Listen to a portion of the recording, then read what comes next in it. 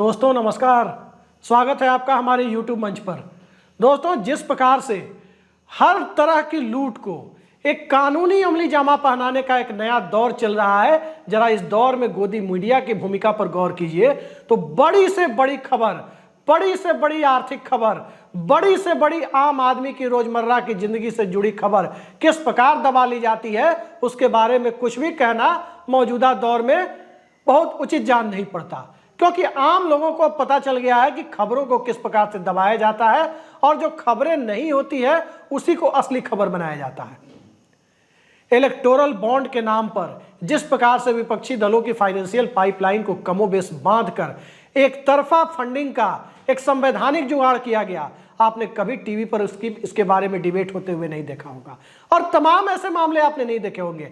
और ताजा मामला, जी हां, ताजा मामला इस देश के एक्सपोर्ट बिजनेस पर, निर्यात के मामले पर, खाद्य पदार्थों के, कृषि उत्पादों के निर्यात से जुड़े मामले पर, एक ऐसे मामले पर गुजरात लॉबी को कानूनी तरीके से अमली जामा पहनाकर पूरी ताकत देने की तैयारी की गई है, जिस ताकत के लिए आप उम्मीद नहीं कर सकते थे कि इस भारत के संवैधानिक ढांचे में इतना एक तरफा खेल, इतना एक तरफा लूट का वातावरण सार्वभौमिक तरीके से बनाकर रखा जाएगा और इस पर गोदी मीडिया का बहुत बड़ा हिस्सा मौन रह जाएगा। आपके हमारे खेत की खेती, आपके हमारे खेत की उपज, आपकी हमारी मेहनत की उपज, आपकी हमारी जमीन में उगाई गई फसल, और उस फसल पर बिजनेस कौन करेगी? तो गुजरात लॉबी। और कोऑपरेटिव मिनिस्ट्री जुलाई 2021 में किस प्रकार बनाई गई, किस मकसद से बनाई गई, और कोऑपरेटिव मिनिस्टर गुजरात से आने वाले ताकतवर भाजपा नेता अमित शाह को ही क्यों दिया गया? उन अमित शाह को जिनके पास पहले से ही गृह मंत्रालय जैसा बेहद महत्वपूर्ण और बड़ा मंत्रालय मौजूद था। तो कोऑपरेटिव का खेल क्या भारत में एक नए कोऑपरेटिव घोटाले की बुनियाद रख रहा है? और यदि इसकी जांच हो गई तो आने वाले समय में पता नहीं कितने राजनीतिक दलों का बाजा बज जाएगा, कितने लोगों को जेल जाना पड़ जाएगा और कितने राजनीतिक दलों और राजनीतिक नेताओं का राजनीतिक करियर खतरे में पड़ जाएगा यदि इसकी निष्पक्ष जांच हो गई तो। कुछ कहा नहीं जा सकता क्या होगा। ताजा मामला चावल निर्यात का है। जी हां, आपके हमारे खेतों में उपजने वाला चावल, आप सब जानते हैं कि गुजरात के कितने लोग चावल की खेती करते हैं। चावल की खेती से गुजरात के हमारे गुजराती भाइयों का कोई वास्ता नहीं है। बहुत कम, बहुत थोड़े स्तर पर चावल की खेती गुजरात में होती है, लेकिन चावल का निर्यात कैसे होगा ये अब गुजरात लॉबी तय करेगी। जी हां, कोऑपरेटिव के माध्यम से बिल्कुल एक नई कोऑपरेटिव भारत के चावल निर्यात का मामला तय करेगी। चावल निर्यात दो तरीके से भारत में होता है, आपको पता है। एक तरफ बासमती चावल, एक तरफ गैर बासमती चावल का निर्यात।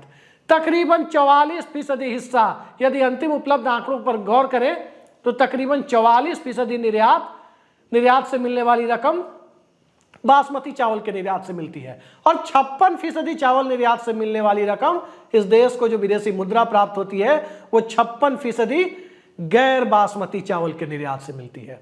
और ताजा मामला इसी गैर बासमती चावल के निर्यात से जुड़ा हुआ है।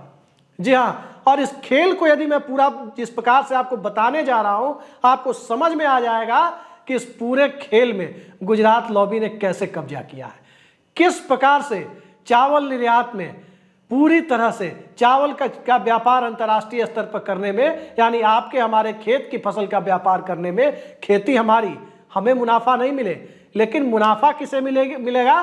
तो उस गुजरात लॉबी को, गुजरात की एक बिल्कुल नई बनी कोऑपरेटिव को। और कैसे मिलेगा, आइए जरा इसे समझते हैं। मैंने आपको बताया कि जुलाई 2021 में अमित शाह को कोऑपरेटिव का मंत्री बनाया गया, भारत सरकार का सहकारिता मंत्री, और सहकारिता मंत्रालय का गठन भी उसी वक्त किया गया। उसके पहले सहकारिता के नाम से अलग कोई मंत्रालय नहीं था। और जैसा कि सभी जानते हैं कि 2002 में एक ऐसा कानून आया कि वैसे कोऑपरेटिव जिनका विस्तार एक से ज्यादा राज्यों में है, उस कोऑपरेटिव पर केंद्र सरकार का नियंत्रण होगा। उसकी नोडल मिनिस्ट्री केंद्र सरकार के अंतर्गत काम करेगी। आमतौर पर कोऑपरेटिव राज्य सरकार के अधीन होते हैं, लेकिन एक से ज्यादा राज्यों में जो कोऑपरेटिव काम करते हैं वहां पर केंद्र सरकार के मंत्रालय का नियंत्रण हो जाता है। तो मौजूदा दौर में एक ऐसी कोऑपरेटिव कंपनी खड़ी की गई जिस पर केंद्र सरकार का नियंत्रण हो, यानी केंद्र के कोऑपरेटिव मिनिस्ट्री का नियंत्रण हो। और आश्चर्य होगा, आपको जानकर आश्चर्य होगा कि इस नई कोऑपरेटिव कंपनी का नाम है national cooperative exports limited, NCEL। तो इस NCEL का गठन इसी साल जनवरी में किया गया है। और NCEL का काम क्या होगा, इसको जानने के पहले यह जानना जरूरी है कि NCEL का चीफ प्रमोटर कौन है। तो NCEL के चीफ प्रमोटर का नाम है, मैं आपको बता दूं, NCEL के चीफ प्रमोटर कंपनी का नाम है Gujarat cooperative milk marketing federation limited, GCMNF। यानी गुजरात में जो दूध उत्पादन वाली कोऑपरेटिव है वो इसकी चीफ प्रमोटर कंपनी है। और इसके साथ साथ जो दूसरे प्रमोटर है उनमें नेफेड भी है, नेफेड के साथ साथ क्रिबको भी है, इफको भी है, ये तमाम 2-3-4 कंपनियां इसमें हैं। और इस कोऑपरेटिव का गठन किया गया और उसके बाद इसको ये अधिकार दिए गए NCEL को कि इस देश में गैर बासमती चावल का निर्यात या तो NCEL के माध्यम से होगा या फिर NCEL से किसी दूसरी कंपनी को NOC लेकर, नो ऑब्जेक्शन सर्टिफिकेट लेकर, उससे अप्रूवल लेकर तब जाकर उसे करना होगा। यानी सीधी सी बात है, जिसे NCEL चाहेगा अप्रूवल देगा, जिसे चाहेगा नहीं देगा, और ज्यादातर व्यापार खुद करेगा। हो सकता है पूरा व्यापार ही खुद करे। खेती कहीं और की और कहीं और का कोऑपरेटिव भारत में चावल निर्यात को पूरी तरह से नियंत्रित करने का काम करेगा। और इसी मकसद से इस देश में कोऑपरेटिव को एक अलग मंत्रालय बनाया गया था। ये अब साफ जाहिर हो जाता है, वरना इस देश में एक्सपोर्ट इंपोर्ट का काम अगर चावल देहरादून का है तो देहरादून की कोई कोऑपरेटिव क्यों नहीं कर सकती। अगर चावल उत्तर प्रदेश, बंगाल, छत्तीसगढ़ या बिहार का है तो वहां के कोऑपरेटिव संस्थाएं वो लोग क्यों नहीं कर सकते। वो सीधे सीधे NCEL यानी जिसके चीफ प्रमोटर गुजरात के हों, जिसका दफ्तर भी गुजरात में बताया जा रहा हो, और दफ्तर कहाँ स्थित है, कुछ है नहीं है, कितने स्टाफ है, अभी कुछ भी लोगों के सामने स्पष्ट नहीं हो पा रहा है। तो उस परिस्थिति में एक ऐसी कंपनी भारत में चावल निर्यात का काम करे और इस चावल निर्यात के बिजनेस का मुनाफा वो कंपनी कमाए, वो कोऑपरेटिव सोसाइटी कमाए, तो आपको अंदाजा लग जाएगा कि इस देश में उस कोऑपरेटिव के खेल के पीछे कौन कौन है। वरना इस देश में गृह मंत्रालय जैसा बड़ा मंत्रालय संभालने वाले मंत्री को आमतौर पर कोई दूसरा विभाग संभालने के लिए दिया जाए, वो भी कोऑपरेटिव जैसा मंत्रालय, तो आप समझ सकते हैं कि इस खेल के पीछे कितना बड़ा खेल है। खेती कहीं और की, उपज कहीं और का, निर्धारण कोई और करेगा, और दूसरा कोई अगर निर्यात के बिजनेस में घुसना चाहे तब जाकर के उसे उस NCEL से, यानी गुजरात के चीफ प्रमोटर, जिस कोऑपरेटिव की चीफ प्रमोटर गुजरात की कोऑपरेटिव है, उससे उसको NOC लेना होगा, नो ऑब्जेक्शन सर्टिफिकेट लेना होगा। और जरा इसके पीछे के पूरे खेल को, और यदि इस पर्देदारी को खत्म करते हुए इसके पीछे के खेल का पर्दाफाश करें तो इसी वर्ष जुलाई में गैर बासमती चावल के निर्यात पर भारत सरकार ने रोक लगा दी थी। देश में उपलब्धता का हवाला देते हुए रोक लगा दी गई कि भारत में अभी खपत ज़्यादा है। लेकिन धीरे धीरे उस रोक को हटाया गया। तो किसके लिए हटाया गया? तो NCEL के लिए हटाया गया। और NCEL के तहत जो गैर बासमती चावल है या बासमती चावल है, जरा इसको भी हम देख लें तो इस देश में 34 वैरायटी है बासमती की जिसको निर्यात की परमिशन मिली हुई है। यानी उन 34 वैरायटी के बासमती का निर्यात हो सकता है। और तकरीबन 10,000 गैर बासमती चावल की वैरायटी है जो भारत में निर्यात योग्य है। 11 देशों से निर्यात का ठेका, जिसमें छोटे छोटे देश शामिल हैं, UAE जैसे देश, सेशल्स जैसे देश, यानी ऐसे ऐसे छोटे 11 देशों को चावल निर्यात का मामला जो अभी NCEL के माध्यम से निर्यात होना है और NCEL को निर्यात करना है, उसके माध्यम से जिन 11 देशों को भेजना है उसमें 7,000 करोड़ रुपए का ठेका मिल चुका। 7,000 रुपए का निर्यात वो करने जा रही है या कर चुकी है। तो NCEL के माध्यम से, गुजरात की कोऑपरेटिव के माध्यम से जो पूरा खेल हो रहा है वो अब इस देश में किसी से छिपा हुआ नहीं है। और इस खेल को थोड़ा और आगे बढ़ करके देखें तो चीजें कुछ और खुलकर साफ हो जाती हैं। पिछले फाइनेंशियल ईयर की बात करें तो पिछले फाइनेंशियल ईयर में, पिछले वित्तीय वर्ष में इस देश में तकरीबन 38,000 करोड़ रुपए के बासमती चावल का निर्यात हुआ। वहीं गैर बासमती चावल का जिक्र करें तो ये 51,000 करोड़ से ज्यादा का निर्यात था गैर बासमती चावल का। यानी कुल जमा इस देश में चावल निर्यात का मामला 90,000 करोड़ का है।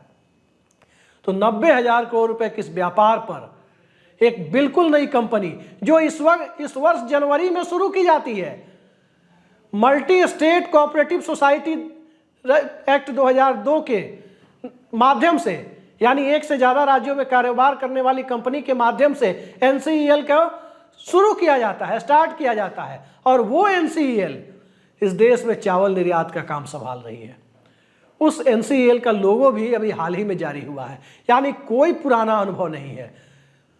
और अनुभव के अभाव में बिल्कुल नई कंपनी, नेफेड जैसी पुरानी कंपनी को उसका प्रोमोटर बना दिया जाए, क्रिब्को को प्रोमोटर बना दिया जाए, इफ्को को उसका प्रोमोटर बना दिया जाए और चीफ प्रोमोटर गुजरात की कोऑपरेटिव मिल्क फेडरेशन को बना दिया जाए। तो आप सोच सकते हैं कि दूध का कारोबार करने वाली कोऑपरेटिव अगर चावल निर्यात करने वाली कंपनी को पूरी दुनिया में अगर उसके चीफ प्रोमोटर के रूप में सामने आई, तो अगर वो सामने आ रही है तो ये पूरी तरह से सबका दूध भात करने की तैयारी है। और दूध भात करने की इस पूरी तैयारी को यदि आगे बढ़ करके देखने की कोशिश करें तो साफ जाहिर हो जाता है कि इस देश में अगर क्रिकेट होगा तो उसका फाइनल, वर्ल्ड कप का सेमीफाइनल, भारत पाकिस्तान का मैच, उद्घाटन मैच वो गुजरात के अहमदाबाद में होगा। इस देश में कमोडिटी एक्सचेंज का कारोबार होगा तो वो गुजरात से होगा। इस देश में टैक्स हेवन के लिए कोई रास्ता ढूंढा जाएगा तो वो गुजरात से ढूंढा जाएगा। इस देश में कोऑपरेटिव का कोई बड़ा कारोबार होगा तो वो गुजरात से होगा। तो क्या हिंदुस्तान सिर्फ गुजरात बनकर रह गया है? क्या इस देश में गुजरात की 26 लोकसभा सीटों के अलावा इस देश के दूसरे 517 लोकसभा सीटों वाले राज्यों का की कोई अहमियत नहीं रह गई है? ये सवाल बड़ा है। सवाल बड़ा इसलिए है कि गुजरात की कोऑपरेटिव, जो अब तक की कोऑपरेटिव सोसाइटी वहां काम कर रही थी, उन कोऑपरेटिव सोसाइटी के रहते हुए जब वहां के मूंगफली किसानों को न्याय नहीं मिला, जब मूंगफली और कपास के किसान अपनी एमएसपी को लेकर के अपना रोना रोते रहते हैं, तमाम तरह के कृषि से जुड़े हुए समस्याओं को झेलते रहते हैं, फिर पूरे देश के एग्रीकल्चर एक्सपोर्ट का ठेका उठाने का काम एक बिल्कुल नई कंपनी, चावल जैसी नकदी फसल का ठेका उठाने का काम एक बिल्कुल नई कोऑपरेटिव, उसके जिम्मे देने का, उसके हवाले करने का ये कौन सा खेल है? और क्या इस मामले की निष्पक्ष जांच नहीं होनी चाहिए? सवाल ये उठता है कि कोऑपरेटिव के माध्यम से जिस नए तरह के खेल की शुरुआत की जा रही है, नए तरह की सियासत का रास्ता ढूंढा जा रहा है, उसको यदि इस साल के अप्रैल और जून के बीच की तिमाही के गैर बासमती चावल के निर्यात का आंकड़ा देखें और पिछले साल के गैर बासमती चावल के निर्यात का आंकड़ा देखें तो तकरीबन 9.6%, यानी लगभग 10% की कमी आ जाती है उस निर्यात में। और जब उस निर्यात में कमी आई हुई है उसके बाद उस पर गैर बासमती चावल के निर्यात पर बैन इम्पोज किया जाता है। और बैन इम्पोज करने के बाद धीरे धीरे उस बैन को लिफ्ट भी किया जाता है। तो किसके लिए किया जाता है? बिल्कुल एक नई company, Gujarat based company NCEL, national cooperative exports limited के लिए किया जाता है। तो क्या इस देश पर मौजूदा दौर में गृह मंत्रालय चलाने के साथ साथ कृषि उत्पादों को अप्रत्यक्ष तौर पर अपने हाथ में लेने का काम गृह मंत्री अमित शाह कर रहे हैं? ये कौन सी सियासत है कि हिंदुस्तान के किसानों की 700 से ज़्यादा किसानों की शहादत के बावजूद, 13 महीने तक चले किसान आंदोलन के बावजूद, यदि पूर्व राज्यपाल सतपाल मलिक की माने तो एक बड़े सत्ताधारी नेता ये कहते हैं कि मेरे लिए किसान मरे थे क्या? तो क्या इस देश का किसान अगर किसान आंदोलन के दरमियान अपना जान गंवाते हुए पूरे देश के सामने अपने हकों की लड़ाई लड़ते हुए शहादत की स्थिति तक पहुंचता है, तो उस शहादत की स्थिति के लिए जब सरकार जिम्मेदारी नहीं लेना चाहती और अंततः चुनावी फायदे को देखते हुए यूपी चुनाव के पहले कृषि कानूनों को वापस करती है, तो ये पूरा खेल किसी से छिपा नहीं है कि चाहे व्यापार कृषि का हो, चाहे व्यापार क्रिकेट का हो, चाहे व्यापार कमोडिटीज का हो, चाहे व्यापार किसी और चीज का हो, व्यापार के काम में गुजरात लॉबी किसी को भी मौजूदा दौर में गुजरात लॉबी किसी और काम के लायक, यानी व्यापार करने के लायक समझने के लिए तैयार नहीं है।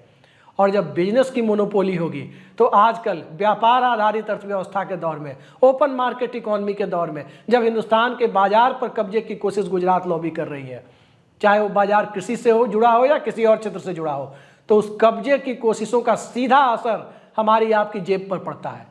गांव में किसानों को न्यूनतम समर्थन मूल्य नहीं मिल पा रहा, उससे कम कीमत पर पैक्स खरीदने पर मजबूर हो रहा है, किसी भी राज्य की आप बात करें।